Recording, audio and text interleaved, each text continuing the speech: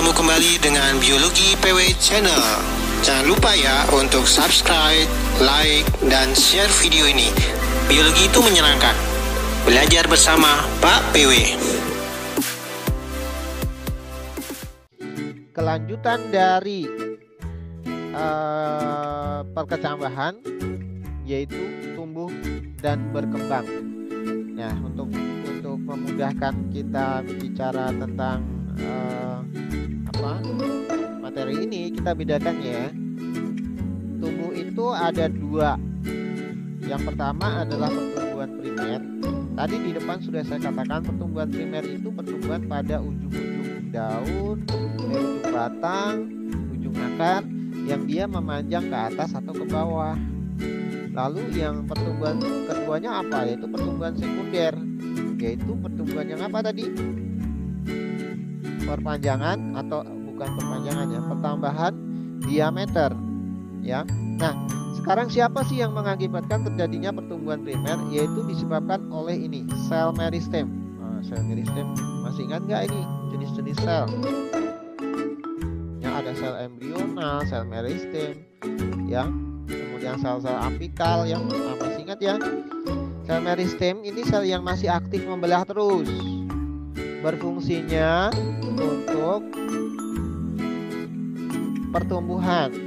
Nah, menyebabkan batang dan akar itu tumbuh memanjang. Sel meristem akan berdiferensiasi. Berdiferensiasi itu artinya berubah menjadi suatu organ khusus, menjadi sel-sel yang memiliki struktur dan fungsi khusus. Misalnya menjadi daun, menjadi bunga, menjadi cabang akar, cabang batang, begitu ya, menjadi kulit. Nah, itu adalah berdiferensiasi. Sel-sel yang tumbuh tadi lalu akan berdiferensiasi, yaitu adalah pertumbuhan primer. Ya, nah kita akan beri contoh lebih dalam tentang pertumbuhan primer yang terjadi pada akar. Nanti ada contoh yang di daun. Nah, nanti di buku ada sih ini ya. Nanti kita akan lihat. Sayang kadang belum punya bukunya. Jadi untuk pertumbuhan ini kita bedakan lebih gampangnya menjadi 3 zona. Daerah pembelahan, daerah perpanjangan sel, dan daerah diferensiasi. Ingat ya, ini ada zona. Asal istilahnya adalah zona atau wilayah. Nah, kita lihat ini adalah ujung akar, ya, akar tanaman. Oke. Akar tanaman ini, kalau kita lihat atau gambar skema itu dibedakan jadi 3 daerah. Meristematis. Meristematis itu kan tadi dinamakan adalah daerah pembelahan, jadi masih aktif membelah. Kemudian daerah elongasi atau daerah pemanjangan. Dan kemudian yang terakhir adalah diferensiasi. Ingat ya. Lalu kamu nanti pasti disuruh membedakan tuh. Bedanya apa sih antara meristem, kemudian pemanjangan, kemudian diferensiasi. Nah, dari gambar sih kelihatan. Tetapi yang sering kalian salah, lihat di sini ada yang namanya tudung akar. Ini bukan daerah meristem, ingat ya. Tudung akar itu untuk melindungi akar, untuk membantu akar menembus tanah, gitu ya. Maka dia bukan disebut sebagai daerah meristem. Jadi daerah meristem atau zona pembelahan itu setelah atau di bawah tudung akar. Ingat-ingat ya. Kadang sering salah nih kalian. Kalau disuruh menunjukkan daerah meristematis, kamu tunjuk paling ujung, padahal paling ujung itu adalah tudung akar. Oke, atau yang disebut dengan kaliptra. Ya, yang disebut kaliptra. Ya, memiliki kaliptra atau tudung akar. Yang ini berfungsi sebenarnya untuk melindungi ujung akar dari gesekan dan kerusakan di dalam tanah. Kan akar itu nembus ke bawah tanah terus ya, itu kan butuh alat yang melindungi ujungnya. Tudung akar selalu mensekresikan lendir untuk memudahkan akar itu masuk ke dalam tanah, ya.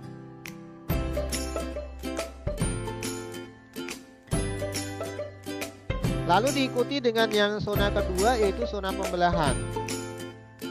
Nah, di zona pembelahan itu terdapat sel-sel ini yang sifatnya aktif membelah dan sifatnya tetap meristem. Meristem itu membelah terus-menerus gitu ya. Nah, kalian harusnya paham dong, setelah membelah itu apa sih yang terjadi? Kan berarti tambah sel banyak. Kalau tambah sel banyak itu kan berarti akan diikuti dengan apa ini? Zona pemanjangan. Ya kan, numpuk terus selnya di sini. Lalu bedanya apa? Kalau sel pembelahan itu bentuk selnya itu masih dindingnya tipis, kemudian kotak-kotak, lebih rapat gitu ya. Nah, kalau zona pemanjangan ini selnya sudah mulai renggang-renggang gitu ya, panjang-panjang. Kemudian selnya sudah juga dinding selnya juga sudah mulai menebal. Oke. Jadi ketika memanjang itu sel-sel menyerap air secara osmosis, menyebabkan vakuola itu ruang di dalam sel ya, bertambah besar dan nukleus terdorong ke tepi sitoplasma dan sel tubuhnya menjadi maksimum.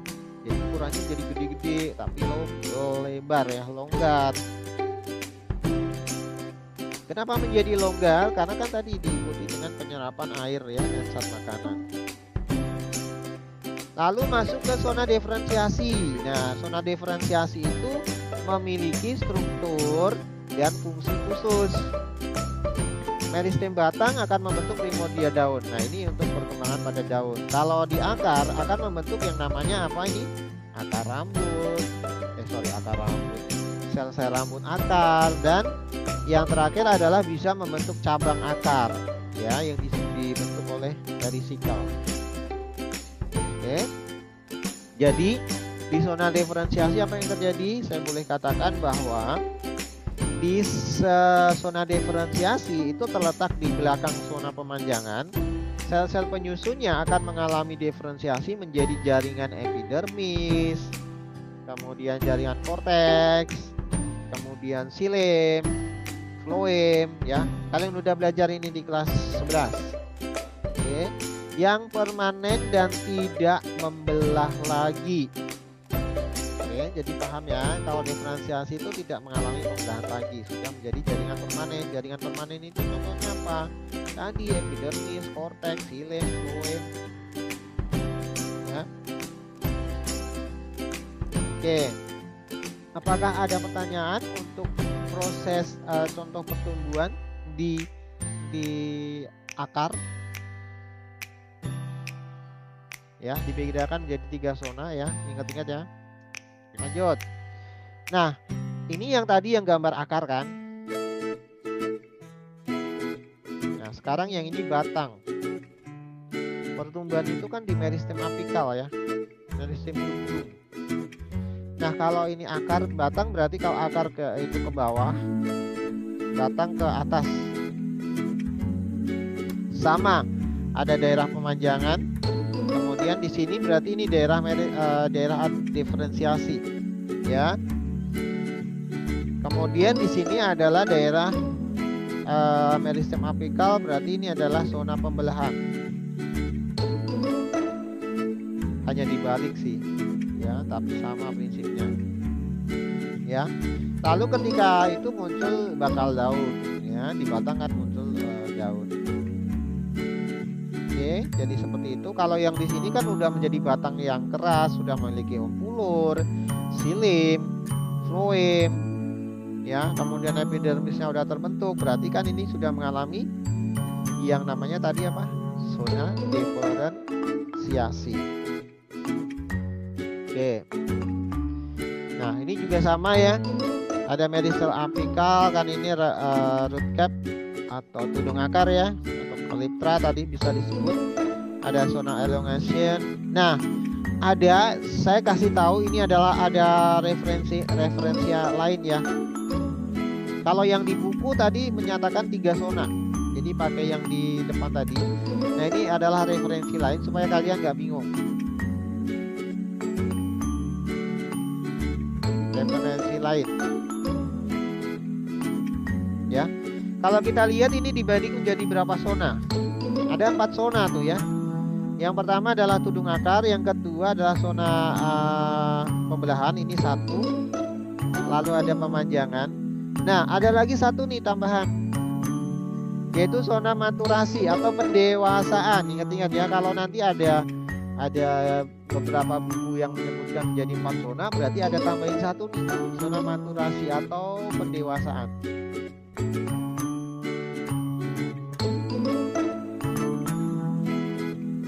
Ya, pendewasaan ini artinya dia di sini cirinya sih dilihat ada rambut-rambut akar, ya.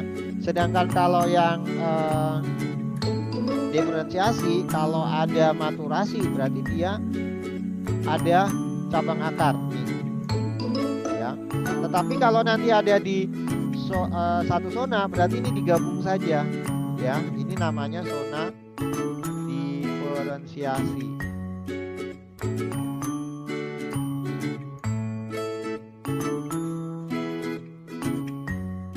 Oke, jadi 1 ya antara zona maturasi dan diferensiasi ini. Kadang kalau di buku kamu yang di ilmu itu dijadikan 1 zona diferensiasi aja, tapi ada beberapa buku lain yang memisahkan ya, tapi nggak usah bingung ya, tergantung dari konteksnya saja.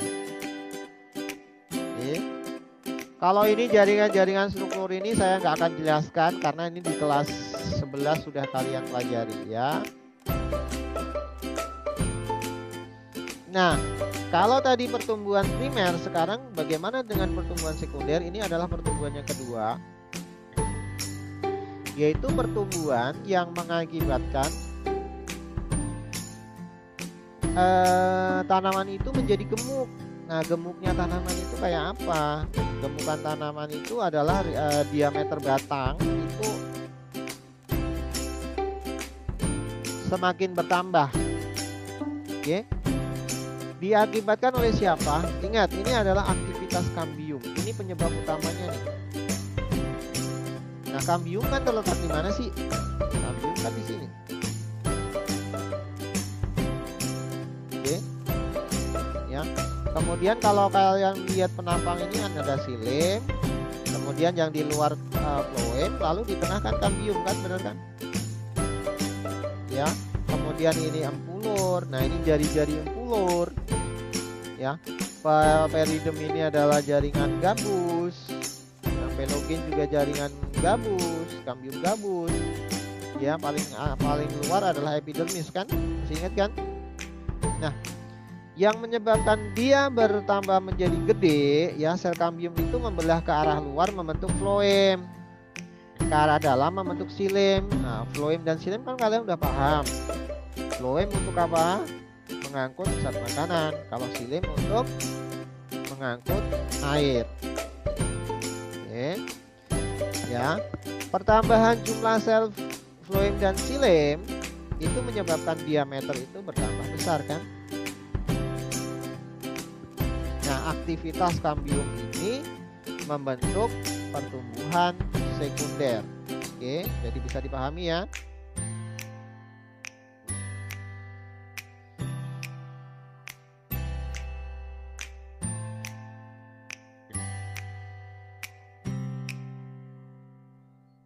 Nah, ini tadi gambar dari pemanjangan ya. Saya nggak akan gambar struktur sebenarnya, struktur pertumbuhan dari apa? Batang. Di sini, nah, sebelum sampai ke sini di buku ada dijelaskan adalah lingkaran tahun. Lingkaran tahun yang diakibatkan oleh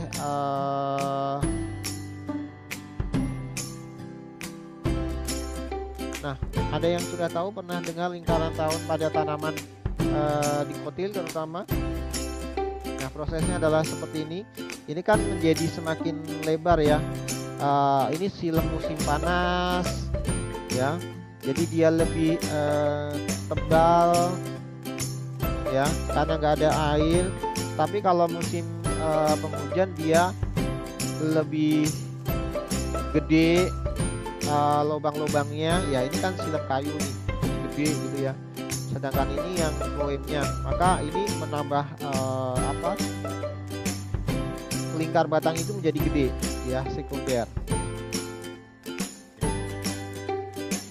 Oke, kalau ada pertanyaan begini, bagaimana terbentuknya lingkaran tahun? Ada yang bisa menjelaskan? Ya, lingkaran tahun, saya coba jelaskan ya. Lingkaran tahun itu terjadi pada tanaman dikotil. Ya, maka ketika kalian memotong tanaman secara melintang, itu kan kalau kalian lihat itu kan ada lingkaran-lingkaran begitu ya, gambar lingkaran yang alur begini ya. Ya. Ini ketika batang itu dipotong ya. Nah, kenapa ini bisa terjadi lingkaran-lingkaran seperti ada garis-garisnya ini? Nah, ternyata ini adalah aktivitas dari kambium tadi yang dipengaruhi oleh musim. Ya, lingkaran tahun itu berkaitan dengan musim. Seperti yang digambar di atas ini kan musim panas ya, bentuk silemnya dia lebih padat. Nah, pada daerah yang memiliki dua musim, terutama dua musim ya, seperti Indonesia, yaitu musim kemarau,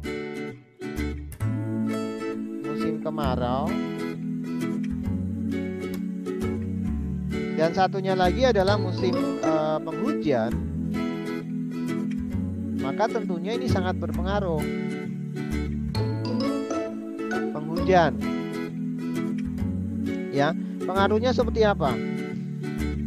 Aktif yaitu musim kemarau yang kering dan musim penghujan yang basah, aktivitas kambiumnya menjadi lebih efektif pada musim penghujan.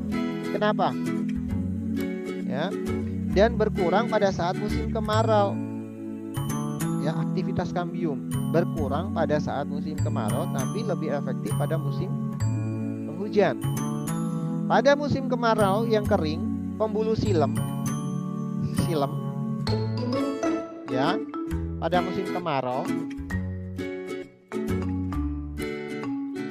ya, untuk silemnya bagaimana? Silem sekunder yang dihasilkan akan lebih kecil. Oke, silem sekunder itu kan pertumbuhan dari kambium ke dalam gitu ya. Silem sekundernya itu lebih kecil ya, artinya pertumbuhannya lebih lambat dan dindingnya tebal. Oke. Itu musim kemarau. Trakeat batang pun atau trakeit atau lubang-lubangnya yang memiliki dinding tebal itu berperan sebagai penyokong tumbuhan yang semakin bertambah besar kan? Ya. Nah, kecil-kecil dan tebal. Lalu ini mengakibatkan suatu garis ya yang lebih hitam biasanya. Nah, pada musim penghujan yang basah, kambium vaskulernya lebih aktif, lalu menghasilkan apa? Nah, ini saya tulis penghujan gitu ya. Penghujan. Sorry, tulisnya agak susah karena saya pakai penghujan. Tapi kalau kalian sambil mendengarkan paham ya. Pada saat musim penghujan itu kan aktivitas kambiumnya lebih kencang, sehingga silem sekundernya ini lebih besar-besar. Kemudian dindingnya apa? Tipis. Nah, kalau gambarnya seperti ini, kemudian tadi ada silem yang kecil, tipis begini, tebal-tebal, ini yang gede. Nah, ini yang penghujan, sedangkan ini yang pada musim kemarau. Ya, akibatnya kan terjadi garis-garis yang ada yang tebal, ada yang nanti kalau digambar akan terlihat seperti ini ya. Yang hitam ini adalah yang musim kemarau nih. Kemudian yang apa ini, yang bening itu adalah musim penghujan. Oke. Maka kalau dalam 1 tahun itu kan ada 2 musim, berarti ini yang tebal dan tipis itu berarti 1 tahun. Lalu kamu bisa menghitung umurnya berapa tahun sih tanaman itu. Oke, sorry saya terganggu nih dengan teman tetangga ya, sedang lagi renovasi. Mungkin ada suara gerinda masuk. Oke, jadi saya tegaskan lagi ya, ketika musim penghujan dan musim kemarau itu menghasilkan suatu lapisan dinding yang tebal dan tipis, mengakibatkan suatu garis-garis ya. Hal ini sangat erat kaitannya dengan pengangkutan air kan. Kenapa musim penghujan aktivitas enzimnya, aktivitas kambiumnya lebih kenceng? Karena kan waktu musim penghujan air itu banyak kan, melimpah. Sedangkan waktu musim kemarau air itu kan sedikit, maka dia harus mengefektifkan dong penyerapan air. Maka menggunakan silem yang dinding-dindingnya tebal tadi. Jadi bisa dipahami ya. Lalu 1 tahun kamu bisa hitung tuh, 1 tahun kan berapa itu bisa dilihat dari garis yang tebal dan garis yang tipis digabung. Biasanya disebut dengan lapis lingkaran gelap dan lapis lingkaran terang. Nah, itu menunjukkan yang gelap, garis gelap itu pertumbuhan pada musim kemarau. Sedangkan yang musim penghujan itu yang terang. Kenapa terang lebih lebar? Ini kan gelapnya cuma segini gitu ya. Kemudian yang terang kok lebar segini? Berarti kan ada sesuatu. Kenapa? Karena kan garis terangnya itu kan terdiri dari sel-sel yang ukurannya gede-gede dan tipis. Kalau yang ini, yang gelap itu terdiri dari sel-sel yang kecil-kecil dan dindingnya tebal. Maka lapisan terang dan lapisan gelap. Oke, jadi lingkaran tahun itu kenapa disebut dengan lingkaran tahun? Ini bisa digunakan untuk mengukur atau melihat umur suatu tanaman. Ini biasanya dipakai untuk misalnya tanaman jati yang gede-gede itu ya. Ketika memotong tanaman itu kan kayunya bisa kita lihat. Nah, kita bisa menghitung tuh umur pohon jati itu berapa tahun dari lingkaran tahun ini. Ya, berarti dalam 1 tahun itu harusnya ada 2 garis terang dan garis gelap. Yang garis gelap itu lebih renggang atau lebih lebar. Oke, apakah ada pertanyaan untuk lingkaran tahun? Nah, kalau di struktur batang biasa juga ada modifikasi batang tanaman yang disebut dengan lenticel. Nah, lenticel ini berfungsi untuk pertukaran gas oksigen dan CO2, tetapi pada batang. Oke, apakah ada pertanyaan? Oke, saya rasa untuk pertumbuhan dari kecambah pertumbuhan sampai kepada lingkaran tahun saya stop dulu ya sampai sini. Nah, kita nanti akan melanjutkan di slide berikutnya adalah tentang faktor-faktor yang mempengaruhi pertumbuhan. Terima kasih ya yang sudah subscribe, like, dan share video ini. Biologi itu menyenangkan.